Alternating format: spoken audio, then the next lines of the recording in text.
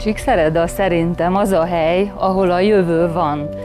Ezt akár a városnapok is példázza, hiszen most annak volt itt helye, hogy minden pezsegjen, pörögjön, és ez meg is történt. Azt gondolom, hogy az elmúlt 3 évben sikerült kinyitnunk egy olyan tarsolyt, kioldottuk a selyemzsinort, aminek az lett az eredménye, hogy kulturálisan egy boom van a városban. Ha egy picit beletekintett bárki a városnapokba, akkor azt lehetett látni, hogy minden is volt. Inkább nehéz azt felsorolni, hogy mi nem jött itt létre. Nyilván jó dolgokról beszélek. Gasztró, sport, kultúra, zene, minden létrejöhetett itt. Nekem Csíkszereda azt jelenti, hogy az otthont. Befogadást! A megújulást jelenti, és a nyitottságot. A hegyeket. A casza. Élhető. Az összefogás városa. Hát a mi városunk. Mi nagyon szeressük ezt a helyet, semmi nem ad lábodat. A mindent jelenti. Buli! Jégkorong. Familia. Otthonos város. Pörgés.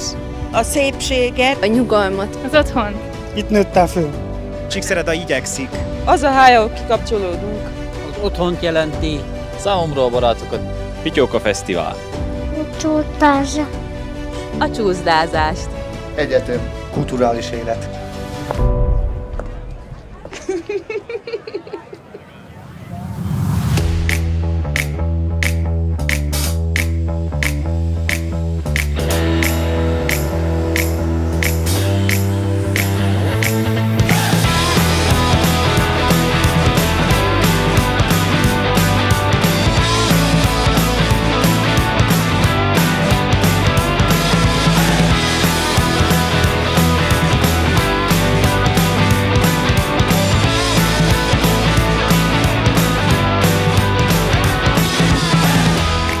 Az, hogy Csíkszereda, az eleve egy boldogság. Tehát kimondani, nem is tudom hányszor mondtam ki a koncerten, hogy Csíkszereda, az eleve már olyan, mint hogyha ilyen, hogy vannak azok a standok, amihez odamész, és minden finom, tudod, malacot is lehet kapni, meg van desszert is, és azt mondod, hogy és akkor kérek még 2 Csíkszeredát, és azon mindennek a teteje.